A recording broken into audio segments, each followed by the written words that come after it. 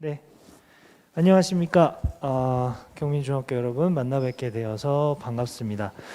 저는 의정부시 청소년 수련관에서 국가보훈처 공모사업을 담당하고 있는 정재혁과 남지윤 선생님입니다. 네, 반갑습니다. 네. 우선 저희 진행하기 전에 저희 소개를 먼저 좀 해드렸는데요. 전 진행자로서 먼저 소개를 좀 해드렸고, 가장 중요하신 오늘 귀하게 모신 6.25 참전 용사분 소개 한번 드리도록 하겠습니다. 김을자 제자 6.25 참전 유공자 분이십니다. 큰 박수 한번 부탁드릴게요. 네, 인사 한번 해주시고요. 네, 감사합니다. 네, 박수 소리가 여기까지 들리는 것 같습니다. 네, 환영을 해주셔서 정말 감사하고요. 저희 프로그램은 저희 국가보훈처 공모사업을 하고 있는 청소년들이 프로그램을 하면서 학교에서도 이렇게 보훈교육이 필요하겠다라는 의견을 내어서 저희 청소년들과 함께 이 프로그램을 기획을 하게 되었습니다. 그래서 저희 청소년들이 가장 감명 깊었던 프로그램인 참전 유공자분과의 대화의 시간이었어서 그거를 이제 학교로 와서 청소년들과 직접 이렇게 참전 유공자분과 만날 수 있는 시간을 마련하게 되었습니다.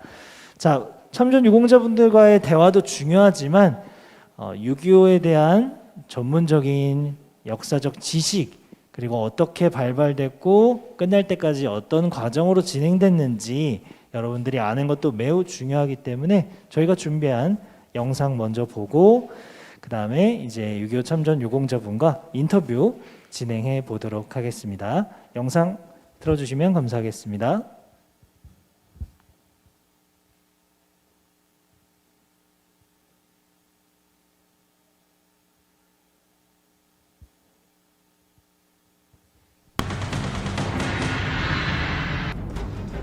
(1950년 6월 25일) 새벽 4시 북한군은 선제 타격 작전 계획에 따라 38도선 전 전선에 걸쳐 남침을 개시하였다. 소련제 탱크 T-34를 앞세운 북한군은 전쟁 발발 당일 개성과 동두천, 포천을 점령하였고, 서부전선에서는 파주, 문산을 거쳐, 중부전선에서는 동두천, 의정부를 거쳐 서울로 진격하였다. 하지만 국군은 전장 곳곳에서 북한군에 용감히 맞섰다. 북한군에 의한 서울 함락이 임박하자 이승만 정부는 서울을 탈출하였다. 대한민국이 북한의 남침을 물리치려면 그 정부와 대통령이 살아있어야 했다. 미국 현지 시각 1950년 6월 24일 휴가지에서 북한의 남침 사실을 보고받은 트루먼 대통령은 경로하였다. 그는 유엔 안전보장이사회 소집을 지시했다. 유엔은 신속히 움직였다. 6월 25일 유엔 안보리는 북한의 남침을 침략 행위로 규정하고 38도선 이북으로 북한군의 퇴각을 요구했다. 북한이 이를 무시하자 이틀 후인 27일에는 유엔군의 파병을 결의했다. 이것은 대한민국이 유엔 결의로 태어난 국가였기 때문이다. 유엔에 의해 성립한 나라를 침략하는 것은 곧 유엔을 침략한 것과 마찬가지였다.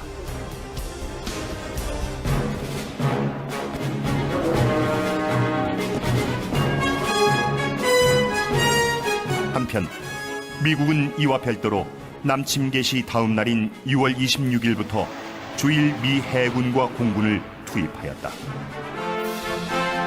6월 29일엔 메가더 장군이 한강 남한 영등포에 와서 전선을 시찰하고 북한군의 남진을 저지할 방안을 모색하였다. 북한군에 밀려 후퇴한 국군과 유엔군은 8월 초에는 마침내 낙동강을 최후의 방어선으로 하기에 이르렀다. 대구로부터 남으로 마산까지 서남부 방어는 유엔군이, 대구로부터 동으로 포항까지는 국군이 방어를 맡았다.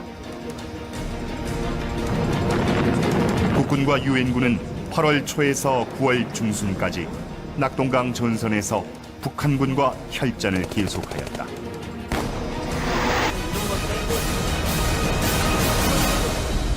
메가더가 이끄는 유엔군은 1950년 9월 15일 인천 상륙작전을 감행한다.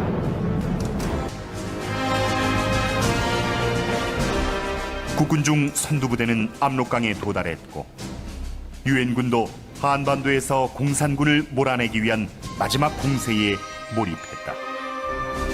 모두들 전쟁이 막바지에 이른 것으로 생각했다. 이제는 거꾸로 김일성이 멸망 위기에 몰렸다. 10월 1일 김일성은 다급히 스탈린과 마오쩌둥에게 구원을 요청하였다.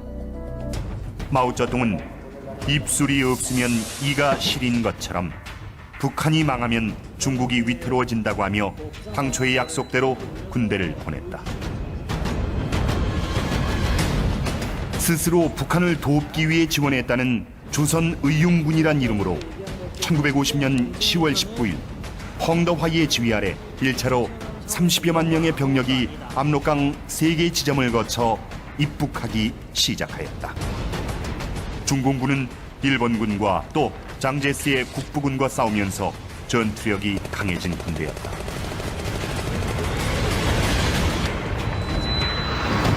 소련군도 1950년 11월부터 참전하였다. 소련군은 공군을 참전케 했다.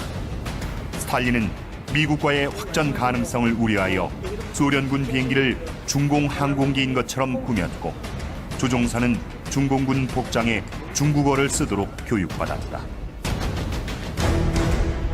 중공군은 유엔군과 한국군이 북한 깊숙이 들어오기를 기다렸다가 11월 1일 평안북도 운산 일대에서 일제히 공격을 개시했다. 미처 대비하지 못한 유엔군은 큰 피해를 입었다. 평양을 거쳐 초산까지 진격한 국군이 중공군의 포위 공격을 받았고 운산 북방 구봉산에서도 중공군의 포위되었다. 동북방면의 유엔군도 엄청난 수의 중공군과 맞닥뜨렸다. 북한의 임시 수도 평안북도 강계를 점령하기 위해 함경남도 장진호로 진출했던 미 해병 1사단은 10배나 많은 중공군 7개 사단의 포위 공격을 받았다. 11월 27일부터 12월 11일까지 15일간 영하 20-30도의 혹한 속에서 치른 장진호 전투에서 미 해병 1사단은 3천여 명의 전사자 등 사상 최악의 피해를 입었으나 중공군의 남하를 저지하고 성공적으로 철수하였다. 이미 남쪽의 원산 방면이 차단당했기 때문에 유엔군은 12월 23일까지 흥남에서 철수했다. 이때 자유를 찾는 북한 주민 10만여 명도 유엔군과 함께 탈출하였다.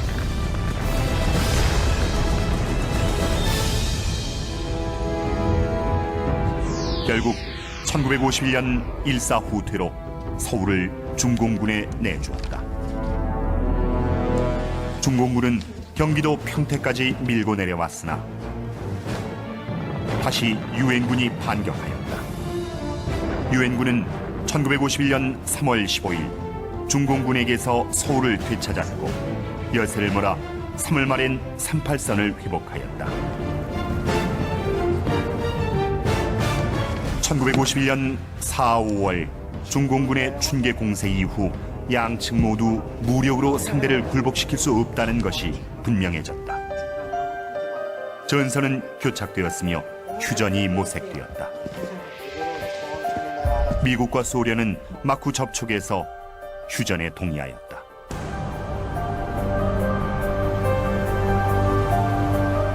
정전 협상의 가장 큰 쟁점은 남북 간 경계선과 포로 교환 문제였다. 경계선은 전쟁 전의 38선이 아니라 정전 시의 군사 접촉선으로 합의되었다. 그러나 포로 교환의 문제는 쉽게 합의되지 않았다. 하지만 미국, 소련, 중공 모두 휴전을 원했다. 우여곡절 끝에 1953년 7월 27일 오전 10시 판문점에서 정전협정이 체결되었다. 6.25 전쟁으로 대한민국은 엄청난 물적, 인적 피해를 입었다.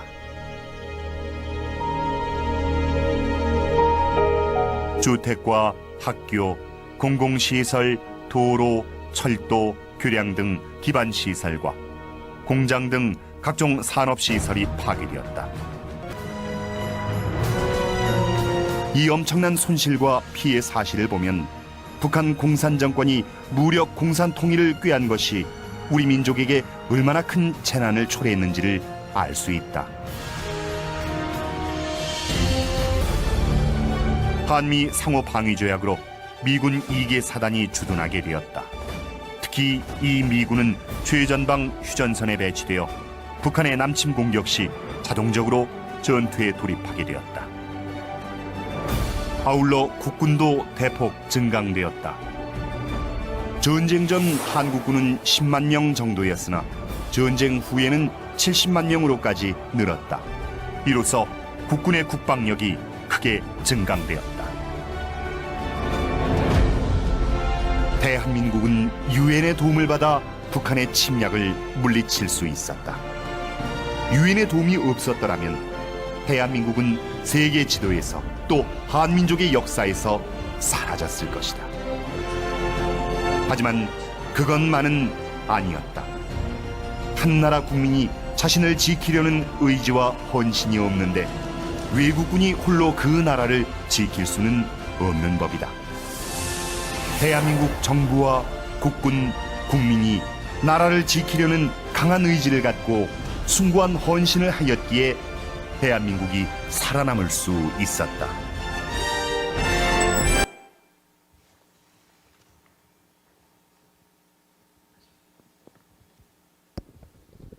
영상 잘 보셨나요?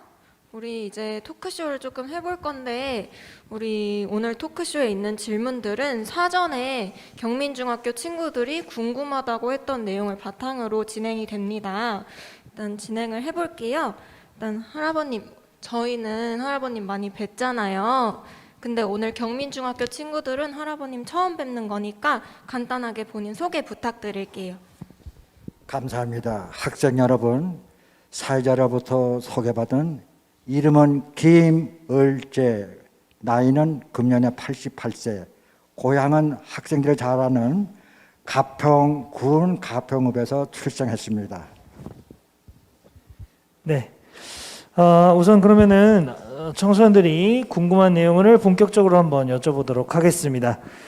자, 전쟁 발발 전에는 대한민국 국민들은 어떤 삶을 살았고 또 할아버님은 어떤 삶을 살고 계셨었나요? 학생 여러분, 6.25가 1950년에 발발했는데 그 무렵에 우리나라 국민 생활 수준은 북한 국민들의 수준보다 좀 약했었어요. 이래가지고 식량은 어떤 식으로 해결했냐면은 콩도 없고 팥도 없고 산에 가서 사람들이 먹을 수 있는 풀을 캐다가 먹는다든가 이런 상황이 있었죠. 그런데 나는 그 당시에는 우리 가정은 조금 생활 수준이 높았어요. 우리 할아버지가 가평에서 양정에 창시자고 그리고 또 가평에는 국민학교도 없었습니다. 그때 우리 할아버지가 교육이 국가의 큰 재산이다. 가평군에는 학교가 없구나.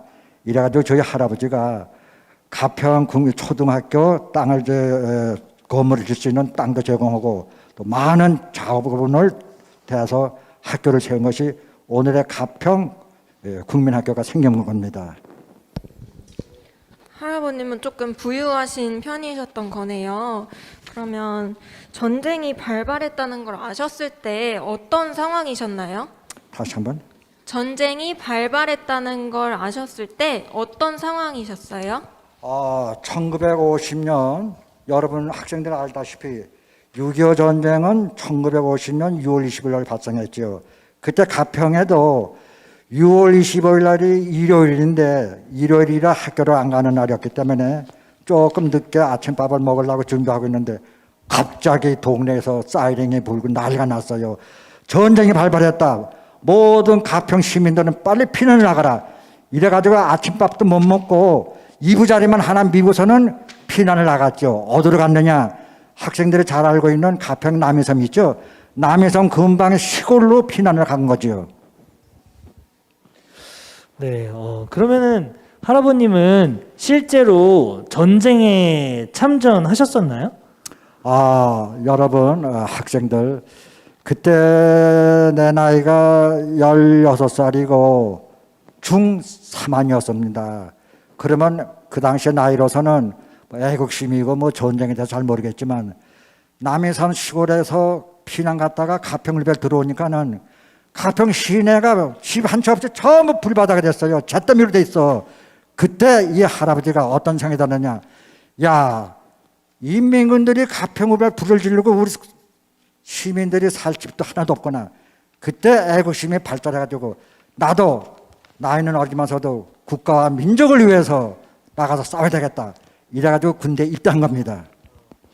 그러니까 전쟁에 실제로 총을 쏘거나 그런 역할을 하셨는지 전쟁에서 어떤 역할을 하셨나요? 가평에 그 당시에는 한국군 2사단 31년대가 들어왔어요. 31년대 2대대 8중대를 내가 찾아갔습니다. 가서 아까 얘기했듯이 군인 아저씨 나도 국가 민족을 위해서 전쟁에 참여하겠습니다. 이러니까 학생 참 좋다. 애국심이 강하구나. 그러면서 몇 살이야? 그래. 금년에 16살이면 아이고 16살은 국제법에 의해서 군대에 들어갈 수 없어. 그러니까 너한테 총을 줄 수는 없고 군을 보존할 수 있는 보조병으로 내가 너 애국 정신이 하도 기특해서 보조병으로 입대시키겠다. 그래서 보조로 들어갔죠. 무슨 역할을 했느냐? 위생병 보조 역할을 했습니다. 알겠습니다. 군 생활이 어린 나이에 쉽지 않으셨을 것 같아요. 사실 저희는 겪어보질 않아서 실감이 잘 나질 않거든요. 가장 힘드신 경험, 기억 이런 거에 대해서 이야기를 들어볼 수 있을까요? 학생 여러분, 이 할아버지가 그 당시에 16살이라고 그랬죠. 총을 들고 직접 전쟁은 안 했어요. 그러나 전쟁보다도 더 무섭고 끔찍한 일을 당했습니다.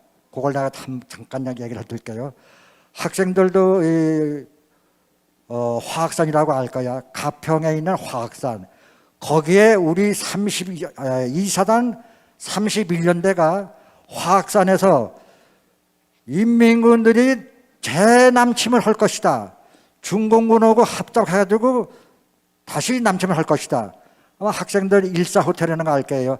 바로 일사호텔 1951년 1월 4일 날 재전쟁이 일어나길 때 그것을 방지하기 위해서 우리 이사단이 가평 화학산에서 있었는데 가장 어려운 것은 뭔가 하면은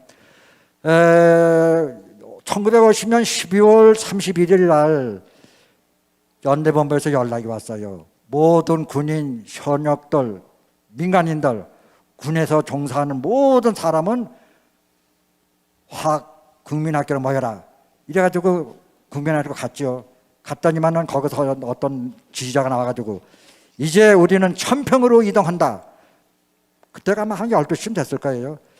출발하면서 이제 가는데 이동을 하는데 갑자기 오른쪽 동산에서 피리 소리가 나는 거야. 중공군들이 한국에 전쟁 나올 적에는 피를 불고 나왔어요. 그런데 또 건너편 동산에서 또 피리 소리가 나고 뒤에선 깽가리 소리가 깽깽깽깽깽 소리가 나고 이것이 중공군들의 무기인데 거기에 우리는 포위당해가지고 그 소리에 그냥 아주 그냥 그 소리에 겁을 먹어가지고 그냥 이합 조리 돼가지고서는 각자 자기 몸을 살기 위해서 그냥 들고 뛴 거지요. 그래가지고서는 북면 바로 뒷동산 옆에가 조그만 그 개울이 흘러요. 거기다가 중공군들이 기관포를 5개, 6 정도 걸어놓고는 그대로 그냥 총을 쏘는 거야. 그러니 우리가 갈 수가 있어요? 이미 포위를 해놓고 앞에서는 전진을 더 못하게 기관총으로 쏘는 거야. 그때 생각을 해보세요. 일개 여단이 약 3,000명인데 일개 여단이 포위를 했으면 3,000여 명이 그 골짜기에 모여서 아우성을 치고 있는 거야. 그럴 때 나는 하도 겁이 많아가지고서는 울면서 엄마 왜 나를 보냈어? 못 보내 뭐 가지 말라고 붙들었으면은 내가 이런 고생을 안 할 텐데 오는데 옆에 군인이 있다가 내 입을 탁 맞서 야 울지 마라. 전부 중공군들 버텨봐.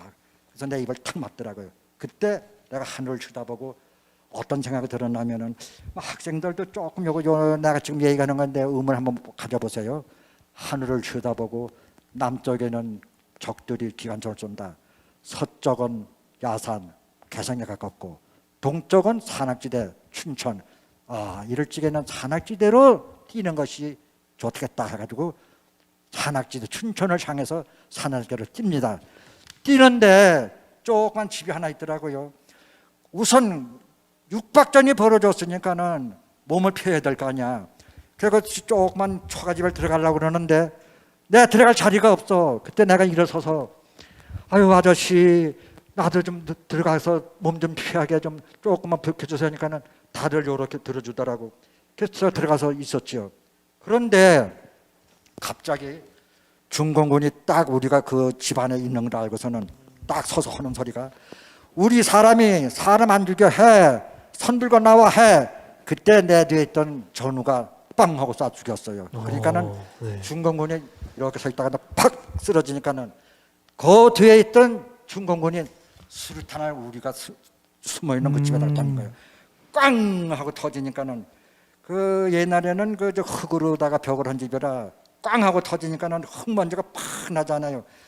그러면서 내가 들어갈 때는 겨우 들어가서 숨었는데 헐렁해. 학생 여러분 왜 헐렁할까요? 중공군이 수류탄을 던졌을 때 다 쓰러 죽은 거예요. 쓰러졌다는 걸 뜻하는 거 아니겠어요? 그래서 어떻든 이 룸을 벗어나야만 내가 생존할 수 있겠다. 이래가지고서는 더듬더듬 하고서 보니까는 뒤에 벽이 있는데 거기 큰 틀이 하나 있죠. 창문이 있더라고. 창문이 높으니까 내 어깨가 올라와. 그걸 넘고서는 산을 넘어야만 완전히 위기를 벗어나는데 창문이 이렇게 높으니까 내가 넘어갈 수가 없어. 그 옆에 있던 군인이 또 나와 똑같은 현상인데 나 귀에다 대고 뭐는 줄 알아요? 야야 네가 내 다리를 들고서는 당겨줘. 그러고 내가 넘어가서 너를 끌어줄게. 그래서 내가 그 군인을 다리를 들어서 당겨줬어요. 그 군인 넘어갔습니다. 그래서 내가 약속대로 손을 넘겼죠. 아니 창틀 높이가 이만하고 손만 넘어가는데 이게 거기서 잡아당긴다고 넘어가겠어요? 이 사람이 몇 번 장기동 그대로 넘어가. 야, 그때서 내 생각이 조그만 돌멩이가 있다든가 뭐가 하나 있으면은 거기에 올라서면 이거 내가 넘을 수 있겠다. 그런 생각이 들더라고. 아니 밖에서 육박전이 벌어졌는데 어떻게 그런 돌멩이를 얻어 주서. 그때 딱 생각이 내가 배낭을 쥐고 있었거든. 배낭을 놓고선 딱 올렸으니까는 이만큼 올라와. 배낭을 놓고 그 창문을 넘어서 이제 산을 뛰고 뜁니다. 뛰는데 먼저 탈출한 군인들이 시체가 여기도 있고 또 가다 보면 또 여기도 있고 5, 6개가 시체가 군인들 죽어서 이렇게 쓰러져 있더라고. 그런데 나는 보니까는 오른쪽에 중공군이 올라가는 것마다 쏘고 왼쪽에서도 또 중공군들이 5, 6명씩 가서 올라가는 것마다 쏘는 거야. 근데 중공군이 나를 봤는지 안 봤는지 모르겠지. 나는 안 맞았고선 무사히 올라왔어요. 이래가지고서는 화학산 능선까지 올라갔습니다. 이래서 그 배낭 때문에 사는 거지요. 네.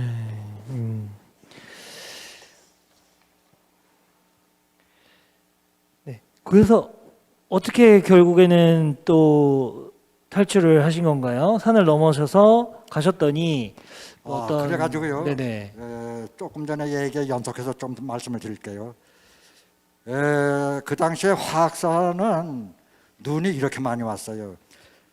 밭을 넘고 논밭을 건너서 야산을 넘고서 맹 목적지 능선에 딱 올라가니까 해가 붕 뜨더라고. 그러니까는 학생들 밤 12시에 중공군한테 포당해 가지고서는 해가 그 다음날 51년도 1월 1일 날이죠.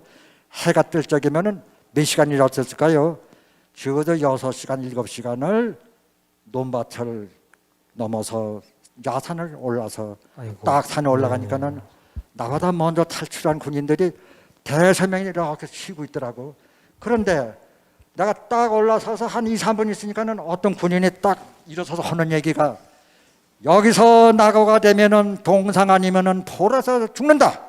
나를 따르라. 누군지는 몰라. 그 사람 뒤만 따라서 살아난 거예요. 그래가지고 어디 갔느냐?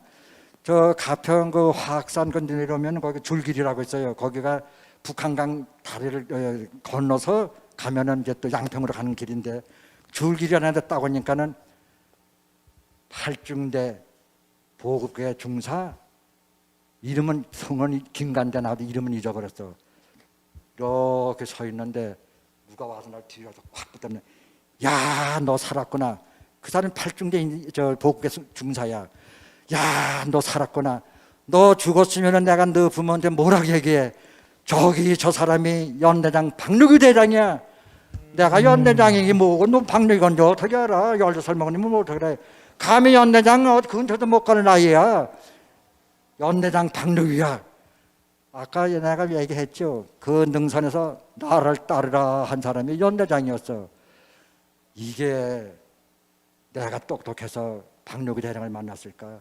이건 하늘이 도운 거예요. 아니, 그 사람은 그 사람대로 탈출하고 나는 나대로 탈출해서 6, 7시간 탈출해가지고 능선에 올라갔는데 나를 따르라 연대장 앞에 내가 딱 떨어진 거야. 참 신기하죠. 학생들 한번 다시 잘 생각해봐. 6시간, 7시간을 그 포위망에서 혼자서 탈출해가지고 딱 능선 올라가니까 연대장이 앉아있어. 이게 내가 똑똑해서 천만의 말씀. 이것은 하늘이 도운 거예요. 이렇게 이 할아버지가 엄청난 위기를 당해가지고 살아서 오늘의 내가 있는 겁니다.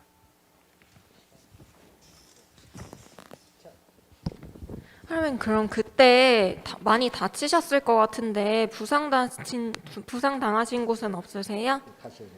많이 다치셨을 것 같은데 부상 당하신 것은 없으세요?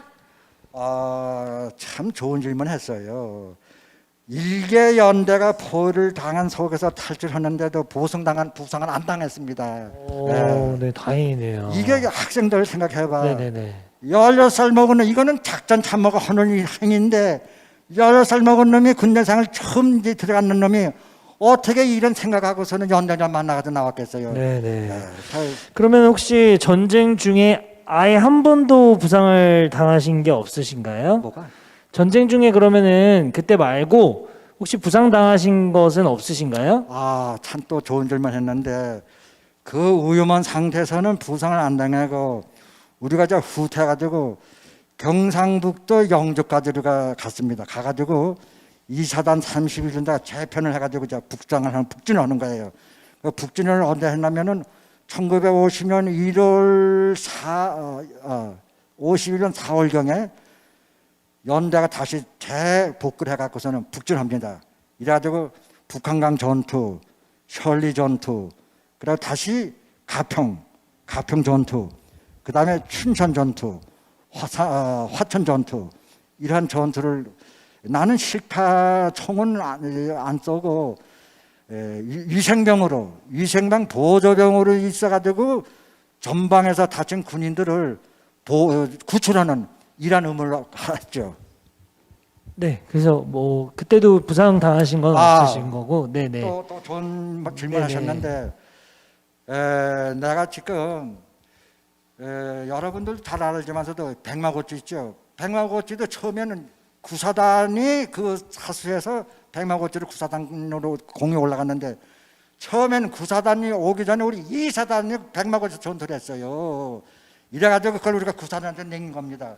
그때 지금 질문하신 대로 그때 그 백마고치 전투에서 전우가 부상을 내가지고서는 나 살려, 사람 살려, 이게요 전쟁에다가 다쳐도록 내가 실제로 본 겁니다.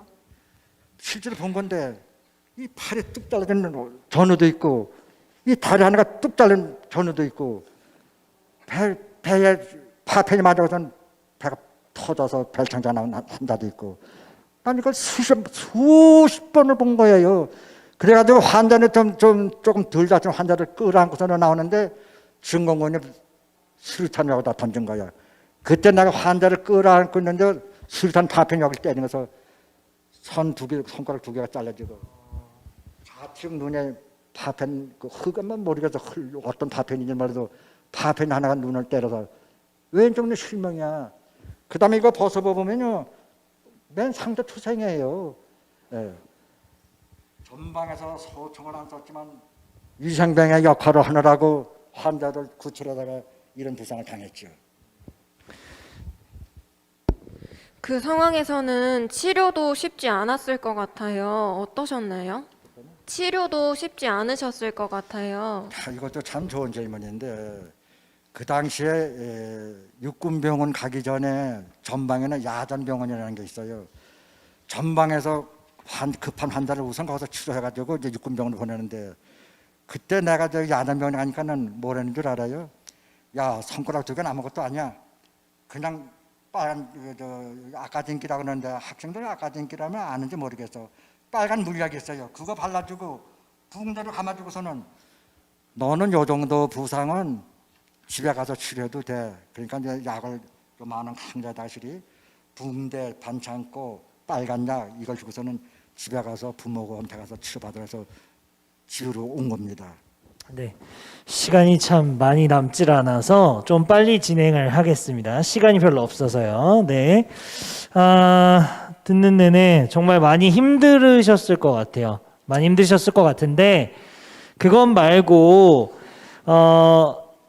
전쟁으로 힘들으셨던 것 말고도 혹시 힘드셨던 점이 또 있으신지 그게 궁금합니다. 네네.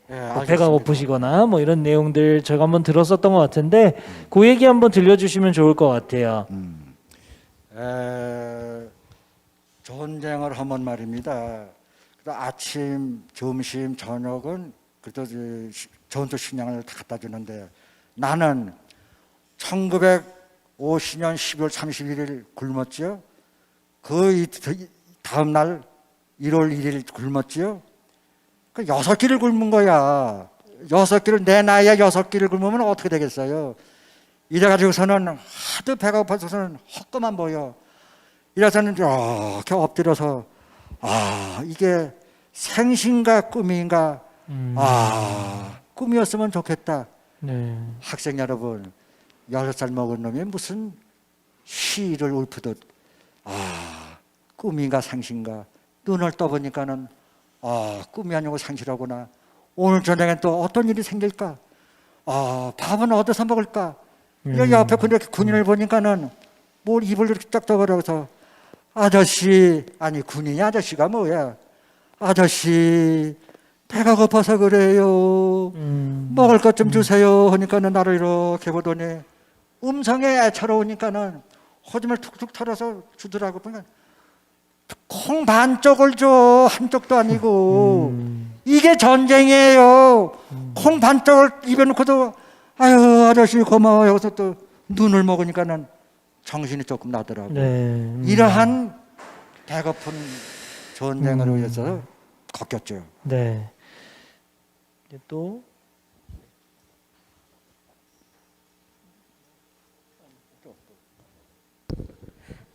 그러면 전쟁 중에 아군을 공격해야 되는 상황도 있으셨나요? 이 전쟁 중에 또 그런 실수가 있어요. 우리가 오송산 전투라고 지금은 지도를 보면 오송선은 나오는데 그 당시에는 우리는 지도를 못 봤어. 김일성 고치라고 그랬어요. 김일성 고치를 사수하는데 여기서 이제 육군본부단실이 무전을 칩니다. 우리가 지금 부대 이름을 대면서 우리가 지금 이 오송산으로 사수하는데 중공군이 너무 많다. 이걸 비행기가 떠서 이걸 좀 폭격을 해달라. 그런 다음에 우리가 진격을 한다. 이렇게 무전을 치니까 뭐라고 답변 나온 줄 알아요? 지금은 밤이라 비행기가 못 뜬다. 조금만 참아달라고 그래요. 비행기가 그 이튿날 해가 뜨니까 비행기가 떴어요. 떴는데 공습을 하는데 왜 우리 혼자 공습을 해? 학생들 이런 얘기 들으면 좀 웃기는 얘기라 그러죠. 이게 전쟁이에요. 서로 무전을 치면 이것이 잘못하다가서는 중공군 적에다가 폭격을 한다는 것이 우리 쪽에도 하는 경우가 있어요. 이래가지고 우리 아군 비행기가 우리한테다가 실이 아이고. 예. 폭격을 하는 좌표를 잘못 경험이 찍었군요. 있습니다. 예. 이것은 고의가 아니고 네네. 전쟁이라는 건 이렇게 오버가 될 수 있다는 거 알면 네, 됩니다. 네. 그런 경험도 있습니다.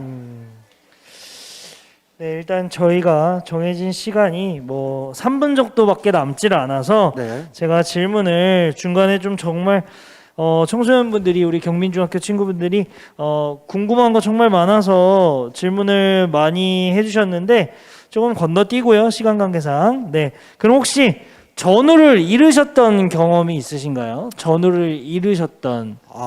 네.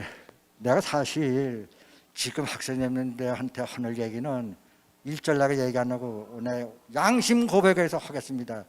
화학산 전투에서 우리가 이게 사단이 포위당이지 않았어요?